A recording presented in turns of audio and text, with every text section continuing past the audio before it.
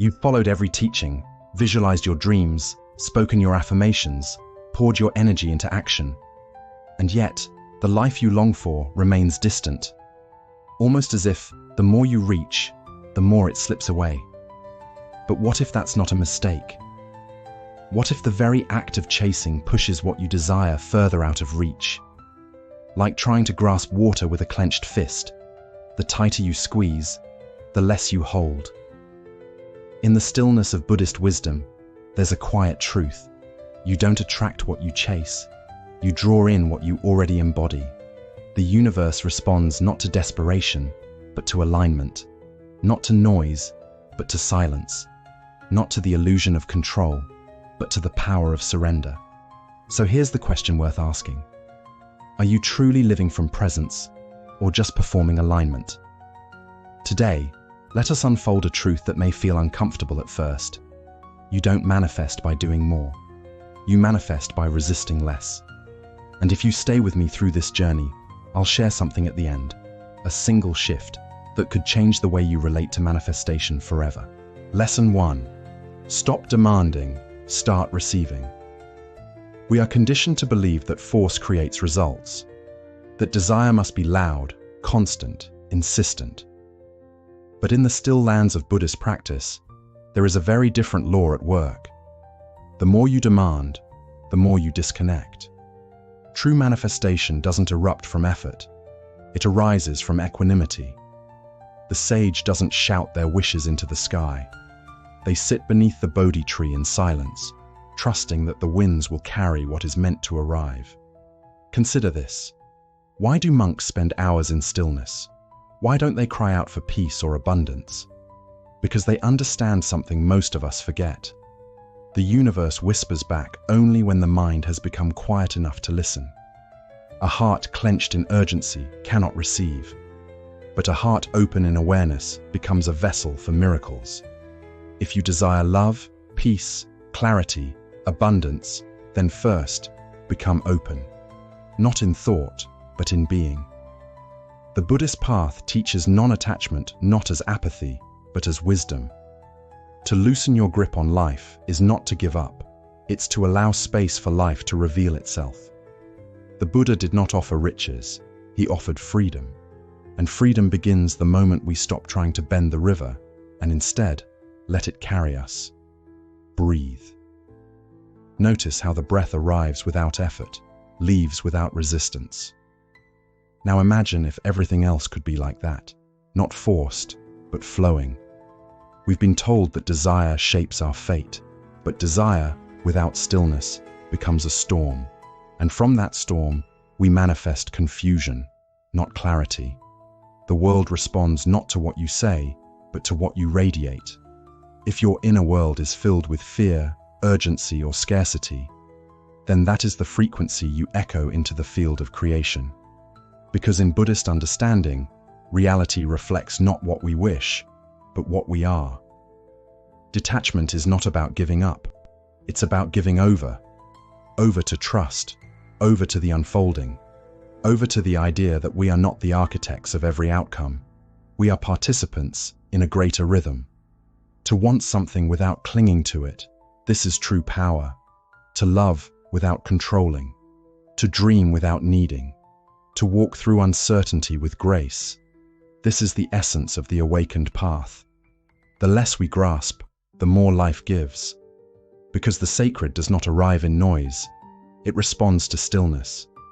So ask yourself, what are you clinging to right now? What desire are you trying to force rather than receive? Are you becoming the person who already holds that reality? Or are you just acting out a role, hoping the universe will believe you? You cannot trick the universe. It listens beyond words. It responds to your state of being. Let go of the timeline.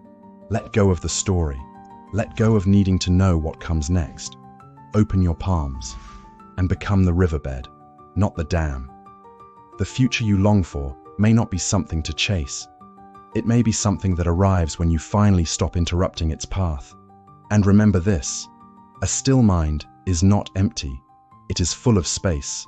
And in that space, life returns to you all that was already yours. when you stopped trying to control it. Lesson 2. Want nothing, receive everything. We grow up believing that the more we want something, the more likely it is to arrive. But life, as the Buddha gently reveals, does not bow to desperation. The more we chase, the more the object of our desire slips through our fingers like water. Want turns to need.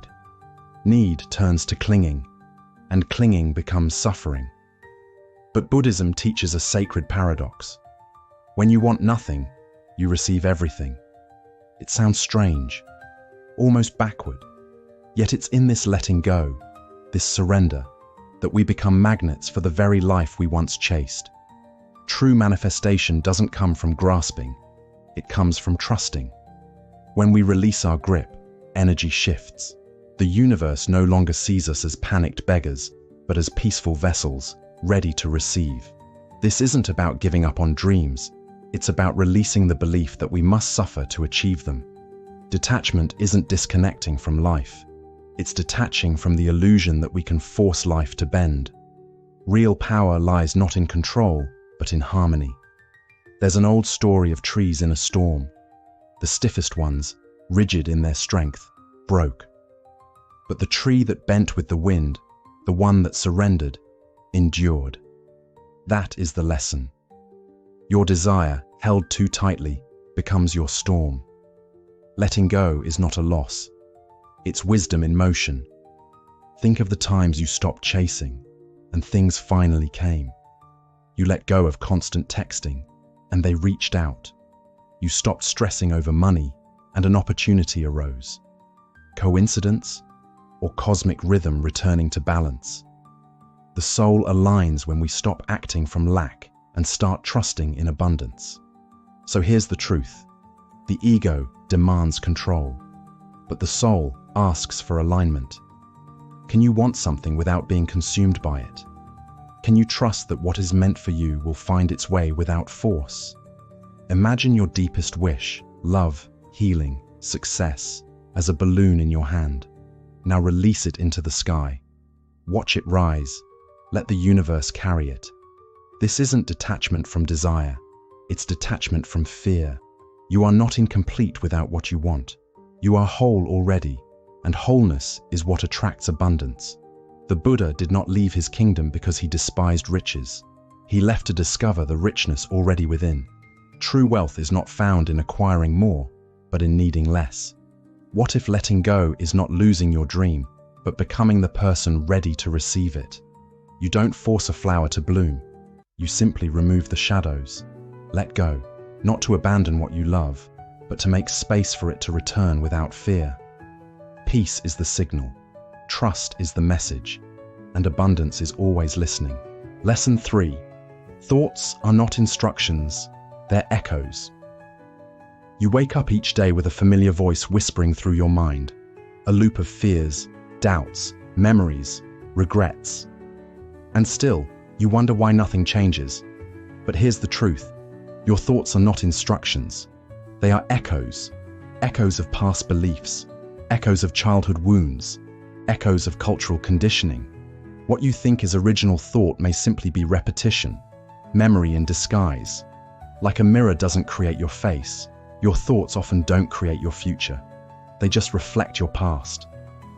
So ask yourself this: are your thoughts building something new, or simply replaying something old? Buddhism teaches that the mind is a servant, not a master. Monks spend years in silence not to escape life, but to understand the mind's tricks. They know that every thought isn't truth. Some are simply noise. Some are fear pretending to be logic. Some are voices from a version of you that no longer exists. If you don't examine your thoughts, you'll start following them blindly. And blind following leads to nowhere new. You can't create a new path while tuning into an old station. Just like a radio set to static, the mind will play the same track over and over unless you change the frequency. Close your eyes. Watch one thought appear. Don't believe it. Just observe. Let it float by like a cloud. In this space of awareness, clarity is born. And from clarity comes true manifestation. Not because you thought louder, but because you thought clearer. Ask yourself, which thoughts are truly yours, and which ones are borrowed? A parent's worry, a teacher's doubt, society's definition of success. Most of us are trapped in recycled beliefs that were never our own to begin with. Buddhism invites us to pierce the illusion of self, to realize that the you thinking these thoughts may just be a shadow. When you understand that thoughts are not commands, something powerful happens. You stop reacting and start choosing. You don't just hear your mind, you guide it. From that awareness, manifestation begins. Not from memory, but from presence. Presence is where the old script ends and the new story begins. It's where thoughts become tools, not tyrants. So next time a voice tells you it's too late, too risky, or too hard, pause. Ask, is this truth or is it an echo? Because echoes repeat, but awareness rewrites. You don't need to silence your mind. Just stop mistaking every sound for truth. The thoughts that serve you will feel light. The rest will drift away like clouds in the sky. And remember this, your future isn't created by the loudest thought in your head, but by the quietest one you choose to believe. Lesson 4. The flame is not you, you are the sky. Desire doesn't arrive like a gentle breeze. It comes as fire, flickering, flashing, demanding to be fed. A thought appears, and suddenly we want to have, to hold, to be seen, to succeed. It rises in the chest, heats the skin, pulls the breath. And yet, what if we told you, you are not the flame, you are the sky it dances in? Most people don't realize it. They believe the flame is them, that the urge, the craving, the restless reaching is who they are. But the ancient wisdom of Buddhism offers a sacred truth. You are the witness, not the wanting. You are the space, not the spark. Awareness is like the vast sky, open, unshaken, infinite. Desire is merely weather passing through. A lightning storm cannot damage the sky. A flame cannot consume space.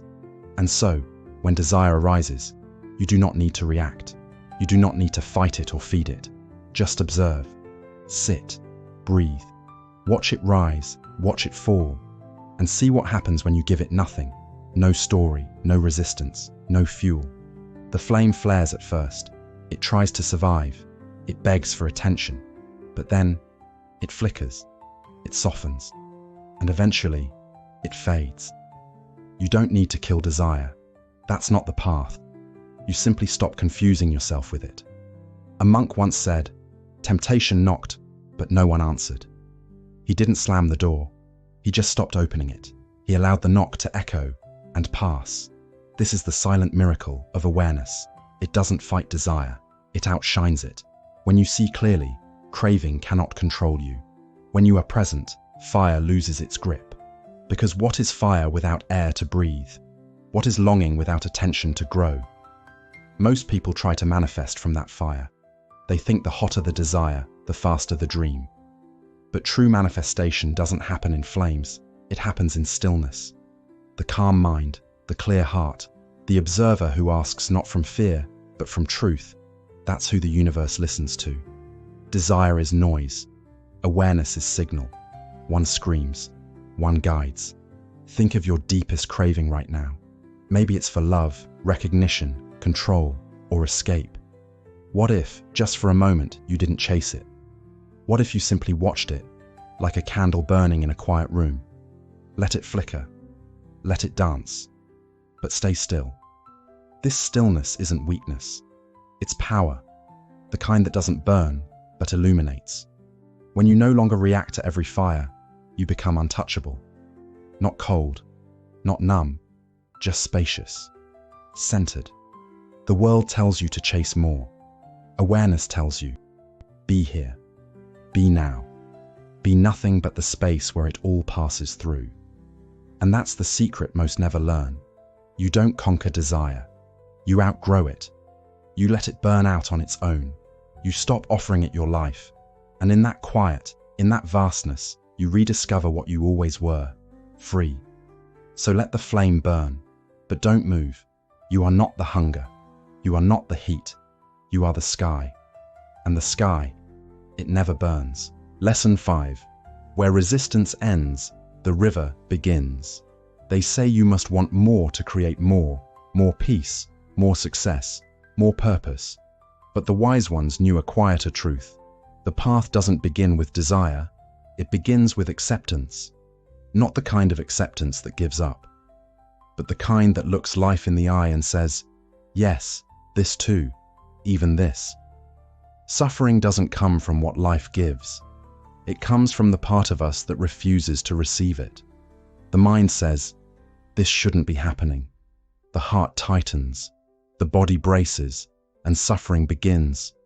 But when we accept the moment as it is, not perfect, not painless, just real, something shifts, the war ends, and in that surrender, there is power. Think of a river meeting a stone. It doesn't fight, it doesn't complain. It bends, flows, embraces the shape of what blocks it, and moves forward anyway. That is acceptance, not weakness, but wisdom in motion. So ask yourself, what are you still pushing away? A past mistake, a closed door, a dream that hasn't bloomed? What if, instead of resisting it, you welcomed it? Not because you love it, but because you're done fighting it. There's a quiet strength in saying, this is what it is. In doing so, you release the energy trapped in struggle. That freed energy becomes light, light that fuels creation, not from desperation, but from peace. Buddhism doesn't deny suffering. It reveals its source, attachment, aversion, clinging to how things should be. And it offers a way out. Let go of the should, bow to the is. You don't manifest a better life by hating the one you have. The universe doesn't respond to resistance. It listens to coherence, to presence, to alignment. And you can't align with what you fight. There's an old Zen tale of a young seeker who begged a master to help him manifest a new life. The master poured tea until the cup overflowed. "It's spilling," the seeker cried. "Yes," the master said. "So is your mind. Until you empty it, accept what fills it, nothing new can enter." This is the paradox of peace. You move forward not by striving, but by surrendering. Not by needing more, but by being here, truly here. So close your eyes. Breathe. Whisper to yourself, this moment is enough. I am enough. Let whatever stirs in your chest arise. Fear, regret, longing. Let it speak, but don't cling to it. Watch it pass, like leaves drifting down a quiet stream. Because only when you stop wrestling with the current can you begin to float. And in that floating, you are carried, not by force, but by flow. Ask yourself now, what in your life have you refused to bless? What moment, what memory, what version of yourself? It's still waiting, waiting not to be fixed, just to be seen, just to be held, just to be honored. And when you do, you unlock the deepest truth of manifestation. The doorway to everything you want is hidden inside everything you've tried to avoid. Open the door. The peace you've been seeking isn't elsewhere. It's here, right here, waiting for you to say, yes. Lesson 6. In the silence, truth whispers. You've been running, haven't you? From book to book, strategy to strategy, hoping that maybe, just maybe, the next insight will change everything. Yet with every step forward, the answers seem to step back. It's not that the truth is hiding, it's that your world is too loud to hear it. The quieter you become, the louder life speaks. Not in volume, but in clarity. The soul doesn't scream, it murmurs, and it waits. It waits for you to be still enough to remember. The guidance you seek isn't somewhere out there. It's already inside you, soft, subtle, sacred. Imagine a still lake under the moonlight. When the water is restless, it reflects nothing. But when calm returns, the stars come home to the surface. Your mind is that lake. Your restlessness stirs it. Your seeking clouds it. You don't need to chase the answer. You need to clear the space where it can appear. Silence is not emptiness. Silence is fullness without clutter. It's not passive. It's the most active stillness you'll ever know. It is the space in which life begins to echo back your truest self. The Buddha never shouted his truths. He sat under a tree, quiet, listening, becoming. And in that stillness, the world unfolded before him. So many of us mistake doing for becoming. But the soul doesn't grow louder through force. It blossoms in silence. Try this today. Sit. Just sit.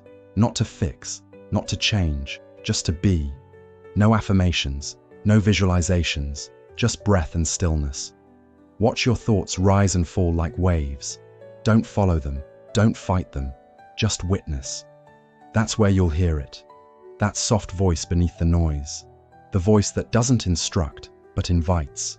Not a command, but a compass. There was once a monk tormented by his silence. "Why can't I hear the divine?" he asked his master. The master took him to the river. They sat beside it as time dissolved. The monk grew impatient. "What am I supposed to hear?" he finally asked. The teacher smiled. "You're still listening through the noise of your impatience. And isn't that all of us? Listening not to understand, but to control. Listening not with our hearts, but with our agendas. And so we miss the sacred stillness that contains everything we've been seeking. Manifestation isn't about forcing life to obey your vision. It's about becoming so aligned with truth that life reflects your peace without resistance. The world is not behind you. You are not late. That's what the noise says. But silence knows you are already whole. You are not broken. You are not lacking. You are simply crowded. With thoughts, with fears, with urgency. Clear the space. Let the sky return to your water. Let your soul speak. Because clarity does not shout. It waits. And when you stop chasing the answer, you become the answer. 7. Let go of expectation. Embrace appreciation. Each morning, we often wake not with peace, but with a quiet ache, a longing for something different, a message that hasn't come, a dream that hasn't arrived, a version of life that feels just out of reach. The mind begins its chase, more success, more recognition, more certainty. But what if the shift we're seeking isn't in the future, but in the way we see this moment? When we expect, we grip tightly. We demand, even silently, that life bends to our timeline. But Buddhist wisdom reminds us, suffering isn't born from life itself. It comes from the resistance to how life unfolds. It's our craving that whispers, if only things were different. And in that whisper, tension builds. The more we expect, the narrower our focus becomes. But appreciation, it opens us. It allows us to meet the present with softness, not struggle. Life flows not toward the clenched, but toward the calm, like water filling an open bowl, not a closed fist. Pause for a moment. Ask yourself, what expectation am I carrying that's weighing me down? Are you waiting for someone to change before you feel peace? Waiting for success to prove your worth? Every time we delay joy for someday, we abandon the power of now. True alignment cannot be forced. It's not summoned by striving. It's welcomed by gratitude. Not because gratitude changes your circumstances, but because it transforms you within them. It tunes your inner world to receive. Try this today. Think of 3 quiet blessings in your life. Not obvious ones, but subtle gifts. The rhythm of your breath. The morning light brushing across your window. The heartbeat you didn't ask for, yet still continues. Now feel them. Not with your mind, but with your presence. That warmth inside. That's connection. That's presence.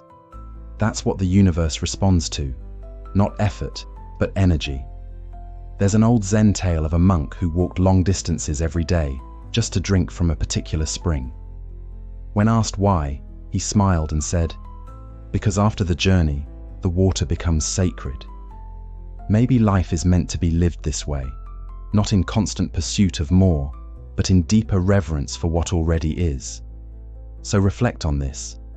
Are your expectations blinding you to the blessings around you? Could it be that what you've been hoping for is already present, simply unseen? The paradox is powerful. When you stop demanding, you begin receiving. When you truly see what's here, life begins to respond in kind. Manifestation isn't about control, it's about resonance. And nothing creates that resonance like a heart that says, "Thank you, this is enough." That's when life, without force or pressure, begins to echo back. Here's more. Bonus wisdom. Let life surprise you. We often script our lives like blueprints, every step mapped, every outcome forecasted. We plan, prepare, and try to control the unfolding of each day. But life, in its quiet wisdom, doesn't always follow our plans. It speaks through the unexpected. Buddhism reminds us that the more we tighten our grip, the more we close ourselves off to life's natural rhythm. Imagine holding a sealed jar. Nothing can enter, no new air, no light. In the same way, when we cling too tightly to what must happen, we block what could happen. Think back to a moment that caught you by surprise, a sudden kindness, a new direction, an opportunity you never saw coming. Often, it's these unscripted moments that shift everything. Not because we forced them, but because we allowed space for them to arise. Letting go doesn't mean giving up. It means trusting. Trusting that what is unfolding may be better than what we imagined. Try this now. Take a slow breath and say to yourself gently, "I allow life to move through me." Feel what softens within. When we step back from control, we create room for grace. New energy enters, new ideas surface, and life feels lighter. The need to predict fades, replaced by a quiet openness. Instead of forcing the river to flow faster, we begin to float with it. If you're facing uncertainty, unsure of your purpose, worn down by decisions, questioning your path, the answer might not lie in effort, but in surrender. Surrender is not passivity, it is courageous receptivity. It means aligning with life's greater rhythm, even when we can't hear the music yet. The universe loves to move in mysterious ways, and often it is the surprise, the thing you didn't expect, that brings the growth you most needed. A single moment of unplanned grace can do more than years of planning. In Zen, surrender is strength. It's the wisdom to loosen the mind's grip and let the heart lead. What if you began each day not with fear, but with curiosity? Not with control, but with wonder? That shift alone can open 1,000 unseen doors. So ask yourself, where are you still trying to hold the reins? What might happen if you placed them down for just a moment and trusted? Conclusion: peace begins where struggle ends. We spend so much of life chasing answers, chasing outcomes, chasing peace. But in the chase, we often miss the stillness already waiting inside us. Manifestation, in its truest form, isn't about pushing harder. It's about aligning with what's already flowing your way. It's about stepping out of the way so that life can do what it's meant to do. The more you fight against reality, the heavier life feels. But the moment you release the struggle, something shifts. Peace arrives. Clarity enters. You don't have to make life happen. You just need to stop blocking what's already trying to find you. You are not separate from life's current. You are the current. And as you begin to trust that, you stop demanding. You stop overthinking. You start listening. Try this. Take a breath. Be here. You don't need all the answers right now. You only need to take the next small step with presence. Buddhism doesn't teach escape. It teaches embrace. Not through effort, but through awareness. When you no longer chase peace, you become it. When you realize you are not missing anything, you stop searching. And in that silence, life meets you. Let this be your reminder. Profound wisdom often wears the clothes of simplicity. You've been told to do more, achieve